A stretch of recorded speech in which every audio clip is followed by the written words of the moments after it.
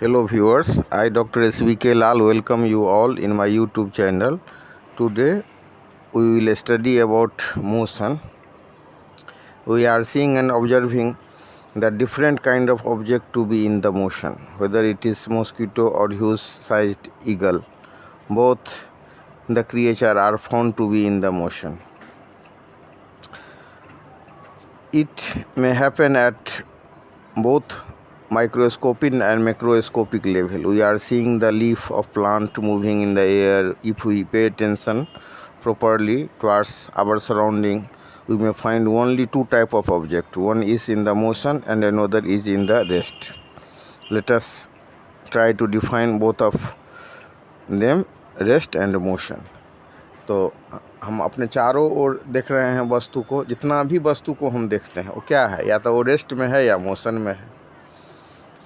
तो हम कोशिश करते हैं परिभाषित करने का कि मतलब विराम और गति क्या है, रेस्ट और मोशन क्या है। तो आपके यहाँ इसको परिभाषित किया गया है कि अगर कोई वस्तु पिंड अगर किसी वस्तु या पिंड की स्थिति निर्देश बिंदु के अपेक्षा समय के साथ नहीं बदलती हो तो उसे हम क्या बोलेंगे, विराम में बोलेंगे। If the position of the body does not change with time in comparison to a reference point then it is said to be in the rest. तो अगर किसी वस्तु की या पिंड की स्थिति निर्देश बिंदु के अपेक्षा समय के साथ नहीं बदलती हो, अगर उसकी स्थिति, किसी वस्तु की स्थिति निर्देश बिंदु की अपेक्षा समय के साथ नहीं बदलेगी, विराम में हो जाएगा। अगर उसकी स्थिति बदलती है तो उसको हम गति में कहेंगे। तो गति को हम कैसे परिभाषित करेंगे? गति को हम इस प्रकार से परिभाषित कर सकते हैं कि अगर किसी वस्तु की स्थिति निर्देश बिंदु की अपेक्षा समय के साथ बदलती हो तो उसे गति में बोला जाता है, या उसे गति में कहेंगे। If the position of the body changes with time in comparison to a reference point then it is said to be in the motion. ठीक है, इस हिसाब से इसको आप परिभाषित कर सकते हैं। तो एक हो गया विराम और दूसरा हो गया गति। तो देखिए इस परिभाषा को हम लिख भी दिए हैं। अगर किसी वस्तु की स्थिति, इसको 2-4 बार पढ़िए। अगर किसी वस्तु या पिंड की स्थिति निर्देश बिंदु की अपेक्षा समय के साथ नहीं बदलती हो तो उसे विराम में कहेंगे, अगर बदलती हो तो उसे हम गति में कहेंगे। ठीक है, उसके बाद है कि rest and motion are the relative term, मतलब ये आपेक्षिक पद हैं। आपेक्षिक का मतलब क्या हो गया? आपेक्षिक का मतलब हो गया कि जैसे पृथ्वी है, तो पृथ्वी क्या है? पृथ्वी स्वयं गतिशील है, सूर्य के चारों ओर ये परिक्रमा लगा रही है। तो पृथ्वी पर जितना भी वस्तु है वो क्या होगा? वो सब गति में होगा। लेकिन हम बोलते हैं ना कि ये स्थिर अवस्था में है, विराम अवस्था में है, या रेस्ट पोजीशन में है। तो कैसे वो रेस्ट में है? वो कोई चीज़ के तुलना में जो है वो रेस्ट में है। अब जैसे मकान हो गया, तो मकान के तुलना में वो रेस्ट में होगा। बिजली का खंभा है, उसके तुलना में वो रेस्ट में होगा। उसी हिसाब से मतलब स्टेशन के तुलना में ट्रेन गति की अवस्था में है। तो जब पृथ्वी गतिशील अवस्था में, सारा चीज़ गतीय अवस्था में न हुआ तो रेस्ट में कोई होगा ही नहीं। तो रेस्ट और मोशन, गति, विराम और गति दोनों को अध्ययन करने के लिए हमको किसी चीज़ के साथ उसका तुलना करके हम बताते हैं कि ये गति में है या मतलब विराम में है, स्थिर अवस्था में है या गति के अवस्था में है। तो किसी वस्तु के अवस्था, गति अवस्था या विराम की अवस्था में जानने के लिए यह ज़रूरी होता है कि हम उसको किसी चीज़ के साथ तुलना करें, किसी निर्देश बिंदु के साथ तुलना करें, रेफरेंस पॉइंट के साथ तुलना करें। ठीक है, तो हम ऐसे इसको समझ सकते हैं कि rest and motion are the relative term. It can not be considered और may say explained absolutely. Rather, it is explained when it is compared to anybody else. Suppose we are in the moving train, we are in the motion comparison to a station, but in the rest in comparison to a bench of the buggy, we are in the rest position. So what we have learned? We have learned that rest and motion are the relative term. If we want to know the position of a body, then we will have to compare that very body with a stationary or moving body. Then we may conclude and know the actual position of the body. तो हम लोगों ने सीखा कि विराम और गति क्या है। तो विराम और गति जो है सो रिलेटिव टर्म है। तो इस हिसाब से हम लोगों ने इसको परिभाषित किया। अब देखिए गति के प्रकार, अब इसके बाद हम लोग परिभाषित करेंगे, गति के प्रकार के बारे में जानेंगे। अलग अलग तरह का जो गति है वो कौन सा है। तो गति मुख्यतः 4 प्रकार के होते हैं: रैखिक गति, वृत्तीय गति, दोलनी गति, आवर्त गति। तो रैखिक गति जो है ना, उसको हम लीनियर मोशन भी बोल सकते हैं। तो रैखिक गति क्या होता है? रैखिक गति में वस्तु सीधी या वक्र रेखा पर चलती है, ठीक है। तो उसको हम लीनियर मोशन बोलते हैं अंग्रेजी में। अब जैसे बंदूक से हम गोली दागते हैं, तो बंदूक से दागी हुई गोली क्या है? उसका पथ सीधा या वक्र होगा। ढाल पर नीचे से रखता हुआ बालू पर बालक है, ढाल पर नीचे से रखता हुआ, तो वो क्या है? उसका भी पथ कैसा होगा? सीधा या वक्र रेखा में होगा। तो ये हो जाएगा रैखिक गति में। उसके बाद वृत्तीय गति। वृत्तीय गति में क्या होगा कि वृत्तीय गति में वस्तु जो गति की अवस्था में है उसका पथ क्या होगा? वृत्तीय होगा। जैसे सूर्य के चारों ओर पृथ्वी की गति, तो पृथ्वी के चारों ओर चंद्रमा की गति, तो इसका पथ क्या है? वृत्तीय है। तो इसको हम क्या कह सकते हैं? सर्कुलर मोशन कह सकते हैं, वृत्तीय गति कह सकते हैं। उसके बाद दोलनी गति। दोलनी गति में क्या? झूला देखते हैं ना हम, क्या होता है झूला में? आगे पीछे एक मध्य बिंदु होता है, उसके आगे जाता है मैक्सिमा तक और फिर पीछे आता है। तो ऐसी गति जिसमें वस्तु एक निश्चित बिंदु के आगे पीछे चलती है, तो उसको हम क्या बोलेंगे? उसको बोलेंगे दोलनी गति। जैसे झूले की गति, दीवार घड़ी के पेंडुलम की गति, ये सब आ गया दोलनी गति में। उसके बाद आवर्त गति। आवर्त गति क्या है? तो गति को निश्चित अंतराल पर दोहराना। आप देखते हैं ना सिलाई मशीन के सुई को कैसे ऊपर नीचे कर रहा होता है। तो सिलाई मशीन की गति, झूले की गति, सब आवर्त गति का उदाहरण हो गया। अब हम जितना भी चीज़ दुनिया में देखते हैं, पंछी का जो है पंख फड़फड़ाते हुए, या बच्चा को दौड़ते हुए, ट्रेन को चलते हुए, या मतलब कार को दौड़ते हुए, सब तो गति की अवस्था में है।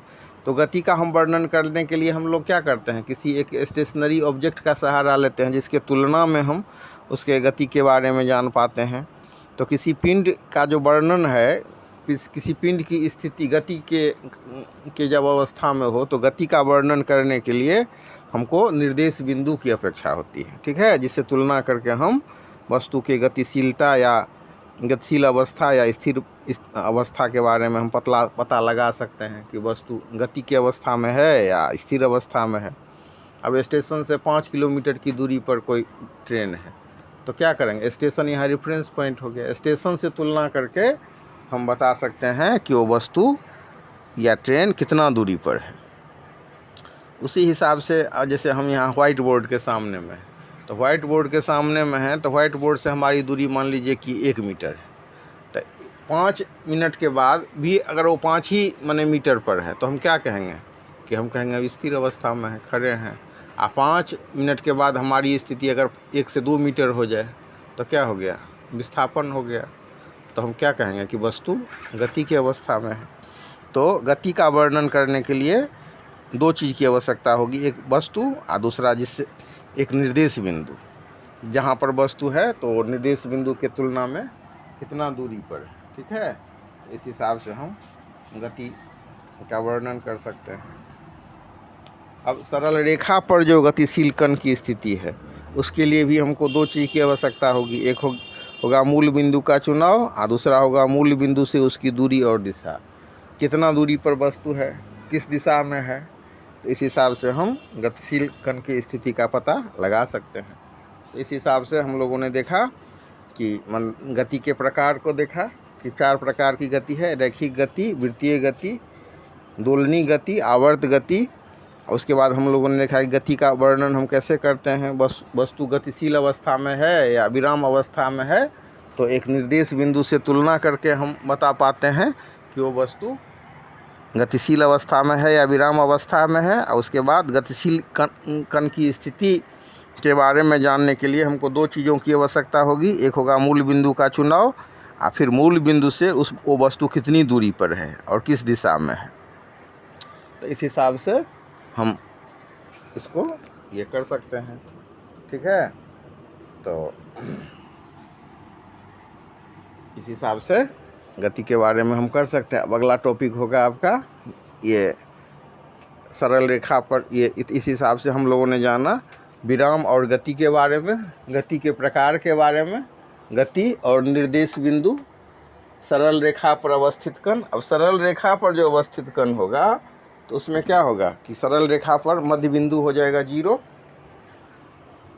सरल रेखा पर जो है सो हो जाएगा मूल बिंदु 0, और उससे अगर दाईं ओर वस्तु है तो धनात्मक दिशा में विस्थापन माना जाएगा, बाईं ओर है तो ऋणात्मक दिशा में। अब जैसे मूल बिंदु 0 है, उसके धनात्मक दिशा में हम 1 2 3 4 लिख दें, तो उस दिशा में अगर धनात्मक दिशा में है तो वस्तु क्या हो जाएगा, उसकी वो जो धनात्मक दिशा में दूरी तय करेगी। इस हिसाब से इसको हम समझ सकते हैं।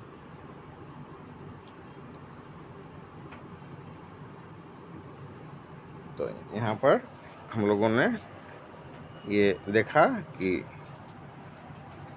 गतिशील जो वस्तु है तो निर्देश बिंदु से तुलना करके हम उसके स्थिति के बारे में पता करते हैं, और परिभाषा में भी है कि अगर किसी वस्तु की स्थिति निर्देश बिंदु की अपेक्षा समय के साथ बदलती हो तो उसे हम गति में कहेंगे। तो निर्देश बिंदु अगर समझने में हो कठिनाई तो आप ऐसा भी कह सकते हैं कि अगर किसी वस्तु की स्थिति किसी अन्य वस्तु की तुलना में बदलती हो तो ये रेफरेंस पॉइंट हो गया, टेक्निकल वर्ड हो गया थोड़ा सा। सीधे अगर हम अन्य वस्तु कहें तो समझने में आसानी होगी, लेकिन थोड़ा सा स्टैंडर्ड अगर परिभाषा रखना चाहते हैं तो इसी हिसाब से याद रखिए कि अगर किसी वस्तु की स्थिति निर्देश बिंदु की अपेक्षा समय के साथ बदलती हो तो हम उसे गति के अवस्था में कहेंगे, और अगर किसी वस्तु की स्थिति निर्देश बिंदु की अपेक्षा समय के साथ नहीं बदलती हो तो उसे हम विराम में कहेंगे। If the position of the body changes with time in comparison to a reference point, then it is said to be in the motion, and if the position of the body does not change with time in comparison to a reference point, then it is said to be in the rest। ठीक है। तो इसके अलावा एक और भी चीज़ होता है लोकोमोशन। तो लोकोमोशन क्या होता है? The ability of an animal to move its whole body from place to place is called locomotion. Locomotion is the characteristic found only in the animals. ये जो करेक्टरिस्टिक है एनिमल में पाया जाता है। गति तो पौधा में भी होता है। पौधा का गति कैसा होता है? उसका पत्ता सब जो हिलता है वो तो गति का ही ना उदाहरण है। और जो जानवर लोग होते हैं वो क्या होता है कि एक जगह से दूसरे जगह जाते हैं। इस हिसाब से अलग अलग तरह के गति के बारे में हम इसको जानेंगे। अब लिविंग और नॉन लिविंग दोनों ही गति करते हैं। अब कार है तो नॉन लिविंग है, वो भी गति करते हैं। लेकिन लोकोमोशन क्या होता है? तो ये और जो सजीव हैं लिविंग हैं उनमें होता है। इस हिसाब से हम इसको समझ सकते हैं। उसके बाद अब इसको संख्या रेखा के आधार पर समझिए। संख्या रेखा के आधार पर आप कैसे इसको समझेंगे कि मतलब ये एक संख्या खींचिए, उसके बीच में 0 दे दीजिए, और 0 के दाईं ओर की दूरी 1 2 3 4 5 लिख दीजिए तो ये धनात्मक हो गया। बाईं ओर -1 -2 -3 -4 तो ये ऋणात्मक हो गया। अब मान लीजिए कोई वस्तु ए से चलना शुरू करती है और बी पर पहुंचती है, तो ए से चल कर के बी पर पहुंचती है, धनात्मक 0 के दाईं ओर है तो उसका जो है विस्थापन धनात्मक हो जाएगा। इस हिसाब से हम समझ सकते हैं कि ये धनात्मक विस्थापन और ऋणात्मक विस्थापन। तो अंतिम स्थिति प्रारंभिक स्थिति के दाहिनी ओर है तो धनात्मक विस्थापन हो जाएगा। अंतिम स्थिति प्रारंभिक स्थिति के बाईं ओर है तो ऋणात्मक विस्थापन हो जाएगा। अगर शून्य स्थिति में है, प्रारंभिक और अंतिम जो है स्थिति एक ही हो तो शून्य विस्थापन हो जाएगा। ठीक है। इस हिसाब से हम इसको समझ सकते हैं।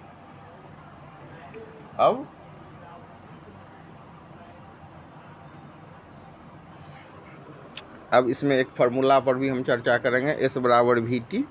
ये बहुत इम्पोर्टेंट फार्मूला है, उसको हम बताने का कोशिश करेंगे। S बराबर हो गया दूरी, V बराबर हो गया चाल, और T बराबर हो गया टाइम। तो एक ही फार्मूला से आप दूरी का भी पता कर सकते हैं, वेग का भी पता कर सकते हैं, और समय का भी पता कर सकते हैं। ठीक है। इस हिसाब से इसको जानिए। उसके बाद अब हम लोग चर्चा करेंगे सदिश और अदिश के बारे में। सदिश क्या होता है? सदिश जिसमें कि दिशा हो। अदिश जिसमें दिशा नहीं हो। तो पहले हम अदिश को परिभाषित करते हैं कि जिस राशि को पूर्ण रूप से व्यक्त करने के लिए केवल परिमाण की आवश्यकता होती है उस राशि को अदिश राशि कहते हैं। जैसे चाल, द्रव्यमान और दूरी, समय, तो ये सब क्या हो गया, अदिश राशि हो गया। Those quantities which have magnitude only and no direction are called scalar quantity. और उनमें से the physical quantity which is specified by magnitude only is known as scalar quantity such as distance, mass, time etcetera. उसके बाद सदिश राशि। सदिश राशि क्या है, तो जिस राशि को व्यक्त करने के लिए, पूर्ण रूप से व्यक्त करने के लिए परिमाण और दिशा दोनों की आवश्यकता होती है उसे हम सदिश राशि कहते हैं। जैसे वेग, त्वरण, बल इत्यादि। तो those quantities which have magnitude as well as direction both are called vector quantity. और उनमें से the physical quantity which is specified और described by magnitude and direction both called vector quantity such as velocity, acceleration, force etcetera. इस हिसाब से हम इसको समझ सकते हैं। अब सदिश राशि को एक तीर के सहायता से व्यक्त किया जाता है। आप वेक्टर और स्केलर में पहचान अंतर कर सकते हैं कि स्केलर क्वांटिटी के ऊपर तीर नहीं होगा, वेक्टर क्वांटिटी के ऊपर तीर होगा। और उसको व्यक्त करने के लिए भी क्या होगा, तो मतलब एक तीर के सहायता से हम उसका तीर का जिधर रहेगा एरो, उसी हिसाब से हम उसके दिशा को बदलेंगे, माने समझ सकते हैं। तो किसी सदिश राशि के निरूपण के लिए एक तीर और एक स्केल की आवश्यकता होती है। मतलब ज्यामितीय निरूपण जब करना हो तो दो चीज़ की आवश्यकता होगी, एक तीर और एक स्केल। अब मान लीजिए कि 50 किलोमीटर पूरब या 30 किलोमीटर उत्तर पूर्व दिशा में हमको एक्सप्रेस करना है, तो इसके लिए क्या करना होगा, ये ऊपर के दिशा में हो गया नॉर्थ, नीचे के दिशा में हो गया साउथ, उसके बाद दाईं ओर हो गया पूरब, बाईं ओर हो गया पश्चिम, ईस्ट वेस्ट, एक हो गया मूल बिंदु। तो मूल बिंदु से आप देख रहे हैं ना, एक हम स्केल ले लेंगे। अब एक स्केल ले लेंगे, 1 सेंटीमीटर बराबर मान लीजिए कि 10 किलोमीटर, तो 50 किलोमीटर बराबर 5 सेंटीमीटर, तो 5 सेंटीमीटर का लाइन मूल बिंदु से हम पूरब की तरफ खींच देंगे। इस हिसाब से 50 किलोमीटर पूरब को हम एक्सप्रेस कर सकते हैं। उसी हिसाब से अगर हमको एक्सप्रेस करना है 30 किलोमीटर उत्तर पूरब दिशा में, तो उत्तर पूरब दिशा क्या हो गया, उत्तर पूरब दिशा देख लीजिए, ये हो गया पूरब और उत्तर दोनों के बीच में लेना है 60 डिग्री का एंगल बनाते हुए। तो हम इसको 3 सेंटीमीटर का लाइन खींच दिए, और 3 सेंटीमीटर का जो लाइन खींचा गया तो फिर ये क्या हो गया, उत्तर पूरब दिशा में इसको हम ये 30 किलोमीटर को व्यक्त कर दिए। इसी हिसाब से हम और भी इसको व्यक्त कर सकते हैं। और ये चूँकि वेक्टर क्वांटिटी को व्यक्त कर रहे हैं तो इसको हम S1 से दे दिए। ये दूरी किसी वस्तु के द्वारा जो तय की गई तो उस हिसाब से हम उसको एक्सप्रेस कर दिए। इसी हिसाब से हम सदिश का ज्यामितीय निरूपण कर सकते हैं, सदिश को हम व्यक्त कर सकते हैं। ठीक है, बहुत आसान है। तो सबसे पहले इसमें दो चीज़ का ध्यान रखना है, एक है कि हमको स्केल का चुनाव करना है, और दूसरा स्केल का चुनाव करने के बाद दिशा को समझना है, ऊपर की ओर उत्तर, नीचे की ओर दक्षिण, दाईं ओर पूरब, बाईं ओर पश्चिम। तो इस हिसाब से इसको समझ लीजिए। और मतलब ये करने के बाद अब हम चर्चा करेंगे चाल, तो उसके बाद फिर चर्चा करेंगे हम वेग का, फिर दूरी विस्थापन, फिर त्वरण, ग्राफ, गतिकीय समीकरण, और सबसे अंतिम में हम वृत्तीय गति पर चर्चा करेंगे। ठीक है, तो देखिए कि चाल क्या होता है। तो चाल का जब के बारे में जब हम अध्ययन करेंगे तो किसी वस्तु के द्वारा प्रति सेकंड या एकांक समय में तय की गई दूरी को हम वस्तु का चाल कहते हैं। The distance moved in 1 second in any direction is called speed.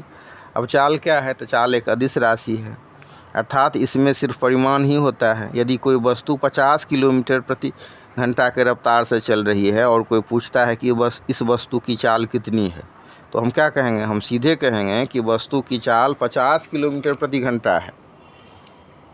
अब कोई चोरी करके भागा और पुलिस उसका पीछा कर रही है, तो रास्ते में वो आगे बढ़ गया है, तो रास्ते में पूछता है कि चोर किधर गया है, तो सीधे अगर वो कह दे कि 2 किलोमीटर आगे है, तब तो फिर वो कन्फ्यूज हो जाएगा। पुलिस तो पूछेगा कि पूरब या पश्चिम या उत्तर या दक्षिण, तो वो अगर कहता है कि नहीं 2 किलोमीटर पूरब गया है, तो 2 किलोमीटर पूरब गया तो ये सदिश राशि हो गया जब उसमें, तो उसी हिसाब से चाल में अगर हम दिशा को शामिल कर लेते हैं तो वेग हो जाता है। ठीक है। सीधे अगर हम कहें कि वस्तु की चाल 50 किलोमीटर है तो उसमें दिशा नहीं होगा। तो दिशा क्या है? दिशा अदिश राशि। क्यों अदिश राशि है? क्योंकि इसमें सिर्फ परिमाण ही होता है, दिशा नहीं होता है। अब चाल बराबर क्या होता है? तो दूरी बटा समय। यहाँ पर हम चर्चा करेंगे एक इक्वेशन का कि v बराबर ये s बराबर वी टी। अब s बराबर वी टी है तो v बराबर क्या हो जाएगा? v बराबर s बटे टी। और t बराबर क्या हो जाएगा? तो t बराबर हो जाएगा s बटे v। एक ही इक्वेशन से आप तीनों निकाल सकते हैं। अगर मान लीजिए कोई वस्तु 50 किलोमीटर प्रति घंटा के रफ्तार से चल रही है, तो मतलब 1 घंटा के बाद वो कितना दूरी तय करेगी? तो क्या करेंगे?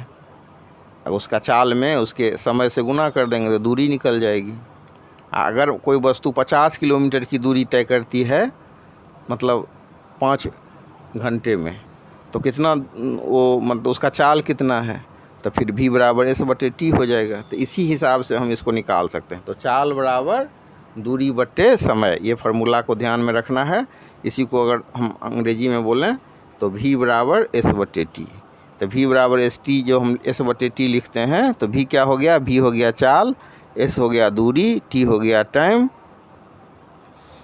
तो हम लोगों ने सीखा कि किसी वस्तु के द्वारा प्रति सेकंड या एकांक समय में तय की गई दूरी को चाल बोलते हैं। The distance moved in 1 second in any direction, कोई डायरेक्शन का विचार नहीं होगा, तो ये हो जाएगा हमारा चाल। और चाल में जब हम दिशा को शामिल कर लेंगे तो हो जाएगा वेग। अर्थात निश्चित दिशा में किसी वस्तु के द्वारा एकांक समय में तय की गई दूरी को हम उसका वेग कहते हैं। ठीक है। इसके बाद ये फार्मूला देख लीजिए, s बराबर वी टी। इस हिसाब से आपको बहुत क्लियर हो जाएगा। फिर वेग में भी हम उसको फार्मूला लगा सकते हैं। तो वेग में जब लगाएंगे s बराबर वी टी, तो s हो जाएगा डिस्प्लेसमेंट, v हो जाएगा वेलोसिटी और t हो जाएगा टाइम। यहाँ पर क्या है? तो यहाँ पर हम चाल के संदर्भ में कर रहे हैं। s बराबर वी टी, तो s हो गया दूरी, v हो गया स्पीड और t हो गया टाइम। अर्थात s हो गया मतलब डिस्टेंस, v हो गया स्पीड, t हो गया टाइम। तो इस हिसाब से चाल के संदर्भ में इस इक्वेशन की जब हम बात करते हैं तो इसमें हो जाएगा s दूरी, v चाल, t टाइम। अगर वेग के संदर्भ में इसको हम बात करें तो ये हो जाएगा s विस्थापन, v वेलोसिटी और t फॉर टाइम। इस हिसाब से हम लोग इसको समझें। और उसके बाद अब हम वेग को समझें कि निश्चित दिशा में किसी वस्तु के द्वारा एकांक समय में तय की गई दूरी को हम उसका वेग कहेंगे। एकांक समय, इसे समझ लीजिए कि एकांक समय के दरमियान किसी खास दिशा में तय की गई दूरी को वेग कहते हैं। The distance moved in unit time in a fix direction is called velocity. ठीक है। तो उसके बाद अब चाल का टाइप सब देख लीजिए। औसत चाल, एक समान चाल, असमान चाल। तो औसत चाल क्या होता है? किसी वस्तु द्वारा किसी समय अंतराल में तय की गई दूरी और उस समय अंतराल के अनुपात को उस वस्तु का औसत चाल कहते हैं। औसत तो क्या हो गया? औसत चाल बराबर हो गया तय की गई दूरी बटा दूरी तय करने में लगा समय। अब उसके बाद आइए एक समान चाल। एक समान चाल क्या होता है? तो एक समान चाल होता है यदि कोई वस्तु बराबर समय अंतराल में बराबर दूरी तय करे, चाहे वह समय अंतराल कितना ही छोटा क्यों न हो, तो कहा जाता है कि वह एक समान चाल से गति कर रही है। उसी हिसाब से हम असमान चाल के बारे में जब बोलें तो कह सकते हैं कोई वस्तु समान समय अंतराल में जब असमान दूरी तय करती है तो उसकी चाल असमान चाल कही जाती है। तो हम लोगों ने चाल को सीखा, फिर वेग को सीखा। उसके बाद फिर चाल और वेग में अब अंतर को देख लीजिए। चाल और वेग में क्या अंतर है? तो चाल एक अदिश राशि है, वेग क्या है? तो वेग एक सदिश राशि है। क्यों है चाल अदिश राशि? क्योंकि इसमें सिर्फ परिमाण ही होता है। और वेग सदिश राशि क्यों है? क्योंकि वेग में परिमाण और दिशा दोनों होता है। किसी गतिमान वस्तु का चाल इकाई समय में वस्तु द्वारा तय की गई दूरी है, जबकि वेग क्या है? तो वेग इकाई समय में वस्तु का विस्थापन है। तो इस हिसाब से आप इसको समझ सकते हैं। हम एक चार्ट जैसा बना देते हैं, उसको आप देख लीजिए कि मतलब इसमें अब चाल और वेग में अंतर को हम लिख देते हैं। तो देखिए कि चाल, तो चाल क्या होता है, तो चाल एक अदिश राशि है। क्यों अदिश राशि है? क्योंकि इसमें सिर्फ परिमाण होता है। तो हम लिखेंगे कि चाल में सिर्फ परिमाण होता है, जबकि वेग में परिमाण और दिशा दोनों होता है। चाल एक अदिश राशि है और वेग क्या है, तो वेग एक सदिश राशि है। चाल बराबर क्या होता है, तो चाल बराबर होता है दूरी बट्टे समय, और वेग बराबर क्या होता है, तो वेग बराबर होता है विस्थापन बट्टे समय। चाल क्या है, तो चाल एकांक समय में तय की गई दूरी है, और वेग क्या है, तो वेग एकांक समय के साथ निश्चित दिशा में तय की गई दूरी है। उसके बाद देख लीजिए, अब हम कुछ देर के लास्ट में चर्चा करेंगे वृत्तीय गति का। उसमें आपको हम बताने का कोशिश करेंगे कि मतलब एक समान वृत्तीय गति की अवस्था में जो वस्तु का चाल है वो नहीं बदलता है।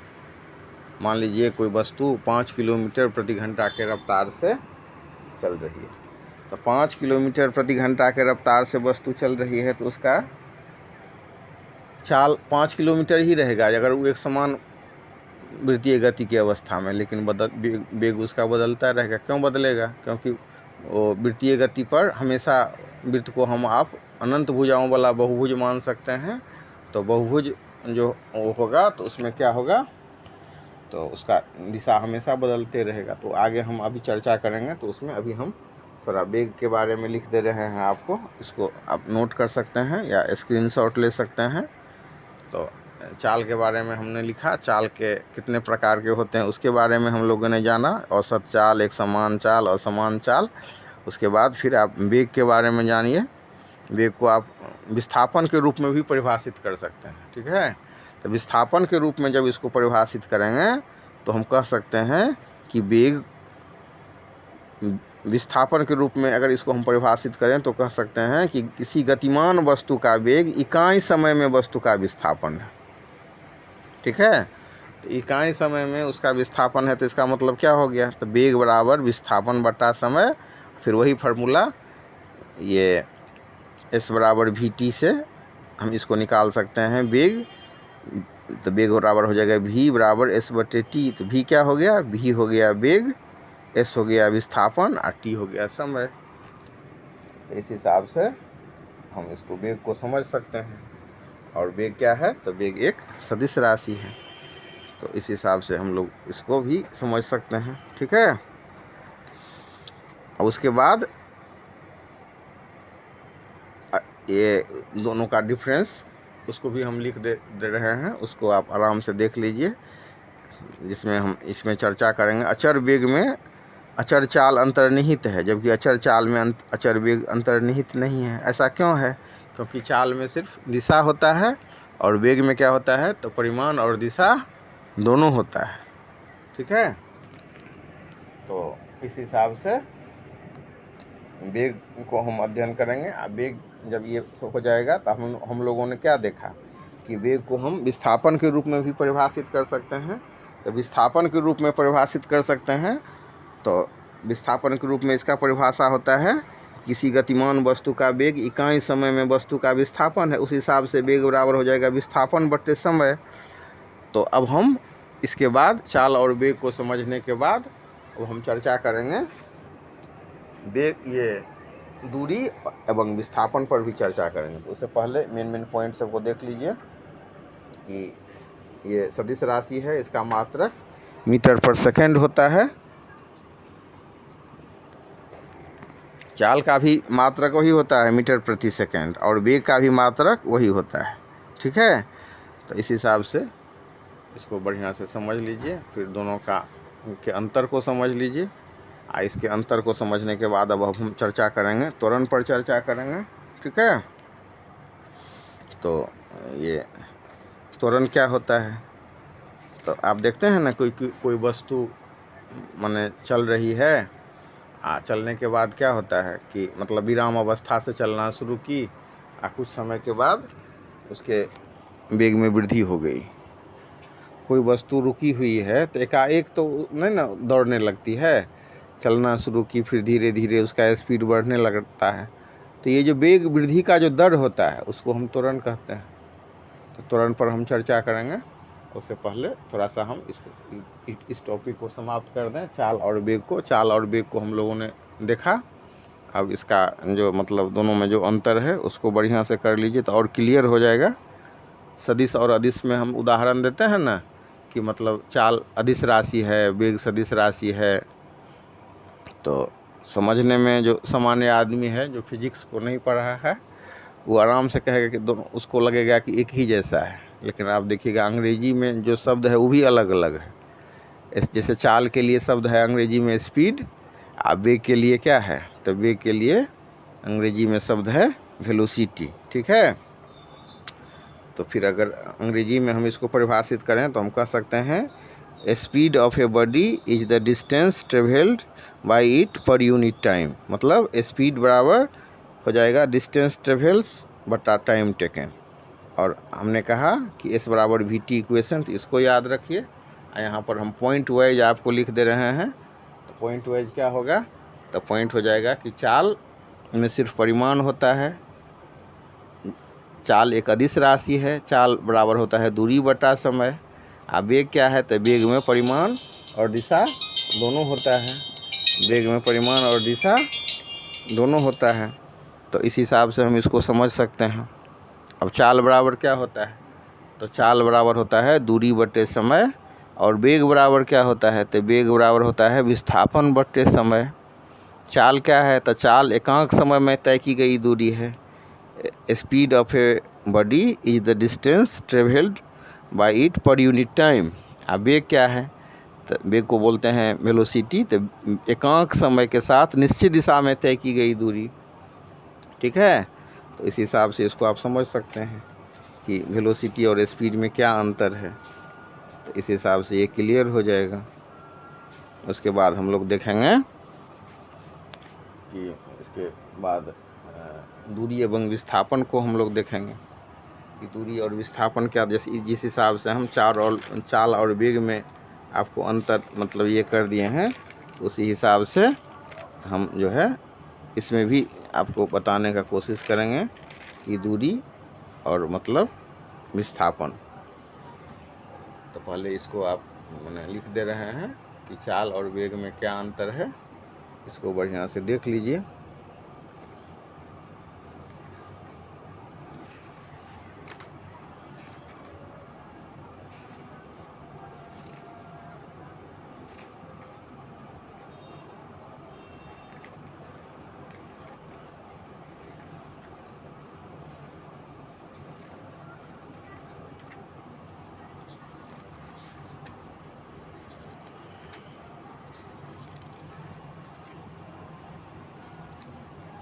देख रहे हैं ना, हमने लिखा कि मतलब चाल बराबर दूरी बटे समय और वेग क्या हो जाएगा, तो विस्थापन बटे समय। ठीक है। तो इस हिसाब से इसको आप समझ सकते हैं।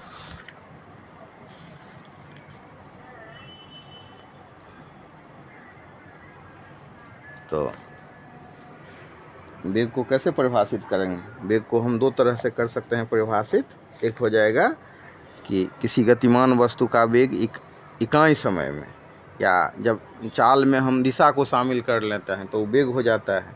या अंग्रेजी में कहें तो हम कह सकते हैं velocity of a body is the distance travel by it per unit time in A given direction. ठीक है। तो distance travelled by a body in the fix direction और इन द गिवन डायरेक्शन, तो ये हो जाएगा वेलोसिटी। इस हिसाब से ये पॉइंट सब हो गया टोटल। इस सबको बढ़िया से समझने का कोशिश कीजिए।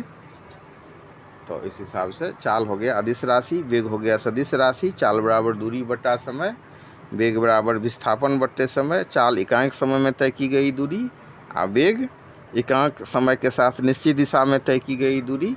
उसके बाद एक समान वृत्तीय गति में चाल नहीं बदलता है, लेकिन एक समान वृत्तीय गति में वेग हमेशा बदलते रहता है।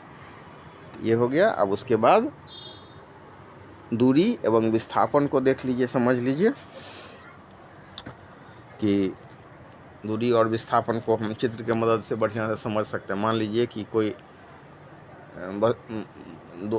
एक लाइन हम खींच लेते हैं। लाइन पर खींचने के बाद एक बिंदु पर ए है और दूसरा छोर पर बी बिंदु है, कोई वस्तु ए से बी पर जाता है और फिर बी से ए पर आता है, तो हम क्या करेंगे उसको? तो अगर हम दूरी की बात करें तो दूरी हो जाएगा 2ab, और अगर हम उसके द्वारा वस्तु के द्वारा कितना विस्थापन है, तो विस्थापन हो गया 0। देख लीजिए, यहाँ से ए से वस्तु अगर बी पर गया और बी से फिर ए पर आया, तो वस्तु का दूरी वस्तु के द्वारा तय की गई दूरी हो गया 2ab, और वस्तु का विस्थापन हो गया 0। जैसे मान लीजिए कि एक बिंदु से कोई सैटेलाइट पृथ्वी का चक्कर लगा रही है, तो अगर मतलब वो दूरी की बात करें तो 2πr दूरी तय करेगा एक चक्कर में, एक बिंदु से चला फिर यही बिंदु पर आ गया, तो उसका क्या हो जाएगा? उसका जो है मतलब विस्थापन 0 हो जाएगा। इस हिसाब से हम इसको समझ सकते हैं, ठीक है। तो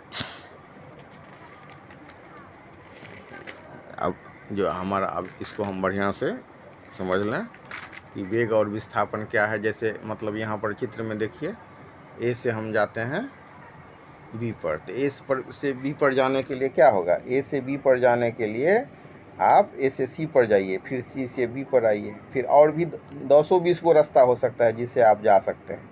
लेकिन जब विस्थापन की बात होगी तो दो बिंदुओं के बीच न्यूनतम दूरी होगी, ठीक है। अब मान लीजिए कि एक रेखा ए बी है, ए बी रेखा पर ए सी जो है सो लंब है, तो अगर आपको ए से बी पर जाना है तो क्या होगा?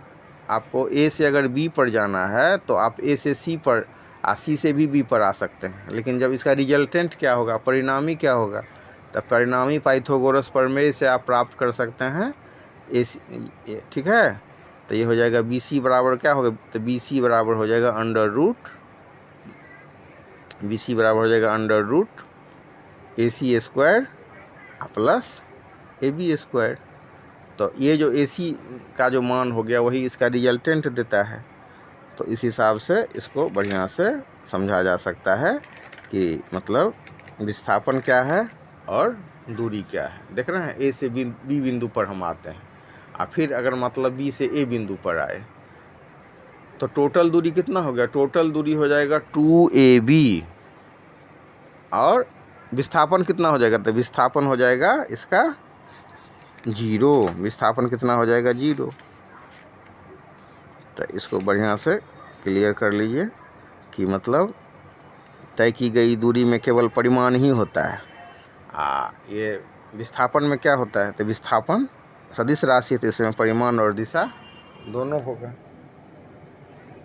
अब सरल रेखा पर विस्थापन को समझना है तो फिर यहाँ पर भी हो जाएगा धनात्मक विस्थापन, ऋणात्मक विस्थापन। विस्थापन को हम प्रारंभिक स्थिति से अंतिम स्थिति की सरल रेखीय दूरी के हिसाब से कर सकते हैं।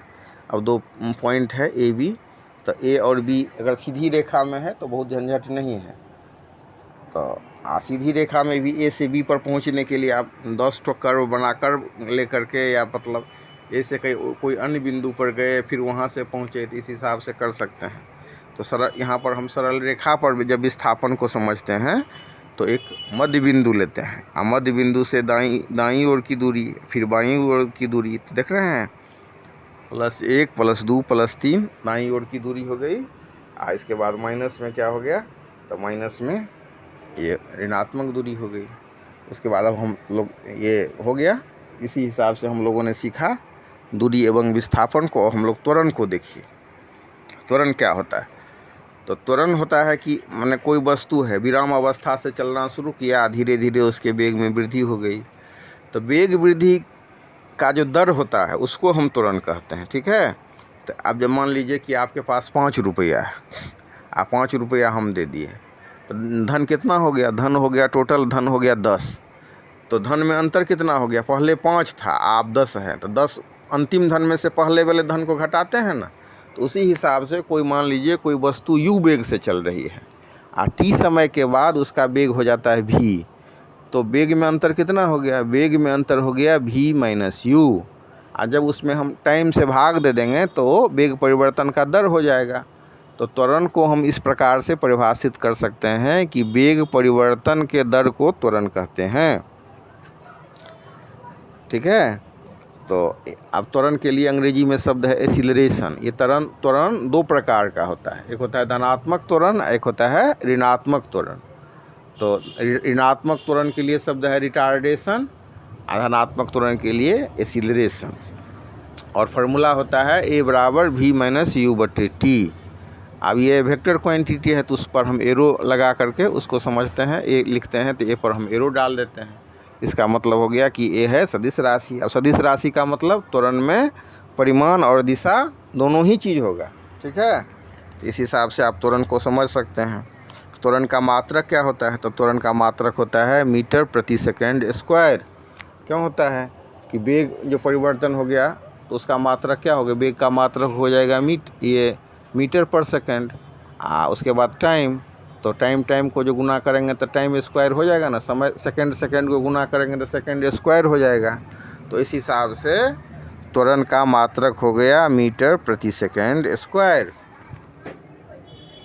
अब इसके बाद जो त्वरण को अगर बढ़िया से हम समझ लेते हैं तो आगे फिर हम ग्राफ पर चर्चा करेंगे। ग्राफ पर चर्चा करने के बाद गतिकीय समीकरण पर। तो समझिए कि अब ग्राफ क्या होता है, ठीक है। तो पहले ये फार्मूला को समझ लीजिए कि ए बराबर वी माइनस यू बटे टी। ए हो गया acceleration, V final velocity, U initial velocity, और टी फोर हो गया टाइम, ठीक है।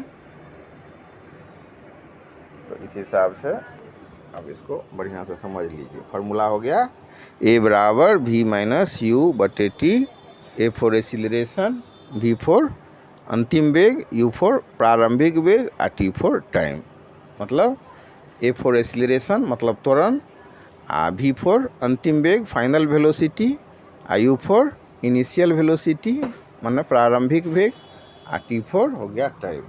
उसके बाद अब हम लोग देखेंगे ग्राफ क्या है भाई? तो ग्राफ है दो चर राशियों के बीच संबंध को दर्शाने की एक सशक्त और सुविधाजनक पद्धति का नाम ग्राफ है। अब देखते हैं ना कि महंगाई कितनी बढ़ गई, मुद्रास्फीति की दर कितनी है, तो सबके लिए ग्राफ की आवश्यकता होती है इकोनॉमिक्स में। फिजिक्स की बात करें तो एक नज़र में आप देख करके समझ सकते हैं कि वेग बढ़ रहा है कि घट रहा है यहाँ पर जो है। तो उसके लिए क्या करना होता है? तो सबसे पहले अक्ष का चुनाव करना होता है। एक खड़ी रेखा, एक रेखा को क्षैतिज रेखा को ऊर्ध्वाधर रेखा काट रही होती है, तो इस हिसाब से कोऑर्डिनेट बन जाता है। हिंदी में बोलें तो प्रथम पाद, द्वितीय पाद, तृतीय पाद और चतुर्थ पाद। First coordinate, second coordinate, third coordinate, fourth coordinate. तो जो क्षैतिज रेखा होता है उसको, उस पर आप एक्स अक्ष को निरूपित करते हैं, और जो ऊर्ध्वाधर रेखा होता है वर्टिकल लाइंस, तो उस पर हम जो ये वाई अक्ष को निरूपित करते हैं। तो इस हिसाब से हम अक्ष का चुनाव करते हैं कि कौन राशि पर क्या देना है।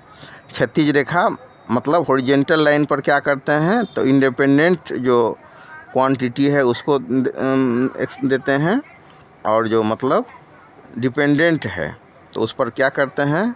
तो डिपेंडेंट को हम वर्टिकल लाइन पर जो एक्सप्रेस करते हैं, दिखाते हैं। यहाँ पर आप देख लीजिए। इसी हिसाब से वो हो गया ओरिजिन, जिसको हम मूल बिंदु कहते हैं। फिर स्केल का चुनाव करते हैं, फिर वहाँ पर बिंदु सबको चिन्हित कर देते हैं। चिन्हित करने के बाद बिंदु को हम मिला देते हैं, तो इस हिसाब से हमको ग्राफ मिल जाता है। तो यहाँ पर जो है हम ये ग्राफ जो खींचे हैं, ये ग्राफ है दूरी समय ग्राफ। तो एक्स अक्ष पर क्या दिए हैं? समय दिए हैं, और वाई अक्ष पर दूरी दिए हैं। फिर देख रहे हैं ना कि मतलब 12:10 पर वस्तु 5 किलोमीटर की दूरी तय करती है। 12:30 में ये जो वस्तु है वो कहाँ है? तो 12:20 में 10 किलोमीटर है, 12:30 में 15 किलोमीटर है। तो इसी हिसाब से हम बिंदु को इंगित कर देते हैं, बिंदु को चिन्हित कर देते हैं, और फिर बिंदु को मिला देते हैं। तो हमने क्या देखा? हमने देखा कि मतलब दूरी समय ग्राफ कैसा है? तो सरल रेखा है। तो इस हिसाब से आप इसको मिला दे सकते हैं, या मतलब विराम, यहाँ पर विराम से वस्तु चली है तो जीरो से हम इंडिकेट करना प्रारंभ कर दिए हैं, ठीक है। तो ये सीखने के बाद, ग्राफ को समझने के बाद, अब देखिए अब हम गतिकीय समीकरण के बारे में आपको बताएंगे। कहीं किसी किताब में गतिकीय समीकरण को हिंदी मीडियम के बुक में शुद्ध गतिकीय समीकरण भी लिखा जाता है, ठीक है। तो इस हिसाब से आप इसको समझ लीजिए। यहाँ पर हम 2-3-4 ठो इक्वेशन को प्रूव करेंगे, ठीक है। ये जो आपको ग्राफ है ये स्पीड टाइम ग्राफ है, और जो स्पीड आपका जो चेंज हो रहा है यूनिफॉर्म रेट से चेंज हो रहा है। तो सबसे पहले हम समझें गतिकीय समीकरण। गतिकीय समीकरण क्या होता है भाई? तो किसी सरल रेखा पर एक समान त्वरण से गतिशील कण की गति को जिस समीकरण के द्वारा व्यक्त करते हैं उसे हम गतिकीय समीकरण कहते हैं। मतलब अब कोई सरल रेखा पर कोई वस्तु गतिशील है ना, चल रहा है ना कोई वस्तु, तो वस्तु जो चल रहा है तो उसको व्यक्त करने के लिए कि इक्वेशन की आवश्यकता होगी ना। तो जिस समीकरण के द्वारा हम गतिशील वस्तु को व्यक्त करेंगे वही हो जाएगा हमारा गतिकीय समीकरण। तो यहाँ पर हम कुछ गतिकीय समीकरण प्राप्त करेंगे। तो उसके लिए हम जो है ये ग्राफ खींचते हैं, देख रहे हैं ना, एक्स अक्ष पर समय और वाई अक्ष पर क्या है, तो वाई अक्ष पर जो वेग है। अब वस्तु विराम से चलना शुरू करती है तो हमने क्या सीखा कि प्रारंभिक वेग को हम यू से डिनोट करते हैं। तो t बराबर 0 पर, t बराबर 0 समय पर कण का जो वेग है वो प्रारंभिक वेग है जिसको हम u से डिनोट करते हैं, ठीक है। तो यहाँ पर ओ ए बराबर u हो गया, और t समय पर कण का वेग कितना है तो अंतिम वेग उसको हम v से डिनोट करते हैं। तो यहाँ इस चित्र में देखिए ओ डी बराबर हो गया v। अब बिंदु B से हम क्या करते हैं कि एक लंब डालते हैं एक्स अक्ष समय अक्ष पर, BE लंब डालते हैं। फिर बिंदु A से क्या करते हैं, बिंदु A से BE पर हम AC लंब डालते हैं। इसके बाद जो है ये जो ग्राफ है, इस ग्राफ को हम क्या बोलेंगे, वेग समय ग्राफ, ठीक है। तो वेग समय ग्राफ जो है इसमें x अक्ष पर समय है और y अक्ष पर वेग है। तो इसमें जो है इसका ढाल जो है सो त्वरण देता है। तो त्वरण बराबर हो गया BC/AC, या A बराबर BC/AC। अब BC को देख लीजिए, BC पूरा में से आप अगर BE में से CE को हटा देंगे तो क्या बचेगा, BC बचेगा। और फिर AC है, तो AC देख रहे हैं चित्र में, क्या देख रहे हैं, AC और OE दोनों बराबर है, तो AC की जगह पर OE लिख दिए। अब फिर देख लीजिए कि BE क्या है, BE बराबर है OD के, तो BE की जगह पर OD लिख दिए। उसके बाद फिर इसमें से CE घटा दिए, तो CE OA के बराबर है, तो हम यहाँ पर OD माइनस OE बटा OE, ये हो गया हमारा V माइनस U बटे T। अब इस हिसाब से इसको समझ लीजिए कि इसमें 0 OA को U से डिनोट किया गया है, ठीक है। तो T ये इसमें है, एक है प्रारंभिक वेग जिसको U से डिनोट करते हैं। तो इसमें चित्र के हिसाब से OA बराबर U, इसका आगे भी चर्चा होगा। और T समय पर कण का वेग, अंतिम वेग भी, जिसको हम OD से निरूपित किए हैं। और इस हिसाब से हमको प्राप्त होता है ये इक्वेशन A बराबर V माइनस U बटे T। और कैसे प्राप्त होता है, तो A बराबर BC बटा AC, और BC बराबर देख लीजिए, BC जो टोटल है, BE में से जो CE को घटा देंगे तो BC बचेगा ना। तो इसी हिसाब से, इस चित्र के हिसाब से आप इसको समझ सकते हैं।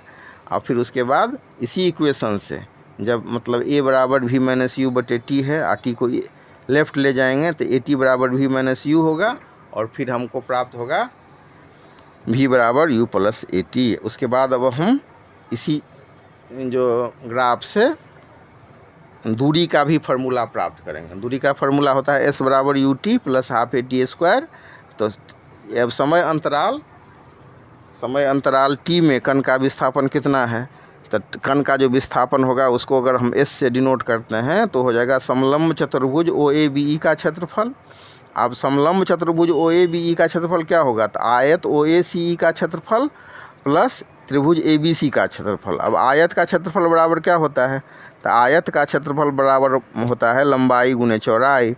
तो OACE का क्षेत्रफल क्या हो गया, OACE का क्षेत्रफल हो गया OA इंटू OE। त्रिभुज ABC का क्षेत्रफल बराबर क्या हो गया, तो 1/2 AC इंटू BC। अब OA इंटू OE प्लस 1/2 ए सी और ओ ई देख रहे हैं ना बराबर है, तो हम ए सी के जगह पर ओ ई लिख दिए। बी सी लिखने के बाद ए सी से गुना कर दिए और ए सी से भाग दे दिए। उसके बाद क्या है, ओ ए और ओ ई, तो ओ ए और ओ ई प्लस 1/2 ओ ई, फिर बी सी बटा ए सी इंटू ओ ई, और ओ ई को गुना करेंगे तो क्या हो जाएगा, ओ ई स्क्वायर हो जाएगा। तो अगला स्टेप हो जाएगा O A into O E plus 1/2 B C बटा A C into O E square. फिर अगला स्टेप देख लीजिए, अब यहाँ पर ओ ए क्या है, तो ओ ए बराबर यू है, ओ ई बराबर टी है, बी सी बटा ए सी बराबर ए है। तो इसी सब चीज़ का मान अगर हम उपरोक्त समीकरण में, ऊपर वाला समीकरण में पुट कर देंगे, डाल देंगे, तो लिखेंगे उपरोक्त समीकरण में इन मानों को रखने पर तो हमको प्राप्त होगा एस बराबर u t plus half a t square. इस हिसाब से इसको समझ सकते हैं। और एक इक्वेशन इसमें और है, वो इक्वेशन है वी स्क्वायर बराबर यू स्क्वायर जोड़ 2as। तो इस समीकरण को बढ़िया से हम लोग देख लें। इसको हम इस चित्र जो समय दूरी ग्राफ, समय और वेग ग्राफ है, इससे इसको हम प्राप्त कर सकते हैं। तो मोटा मोटी इसमें हो गया a बराबर v माइनस यू बटे टी, उसके बाद हो गया v बराबर u plus a t, s बराबर u t plus half a t square, और एक इक्वेशन हो गया v स्क्वायर बराबर यू स्क्वायर जो 2as। इस हिसाब से इसको पूरा अब देख लीजिए। उसके बाद लास्ट में अब हम चर्चा करेंगे वृत्तीय गति के बारे में।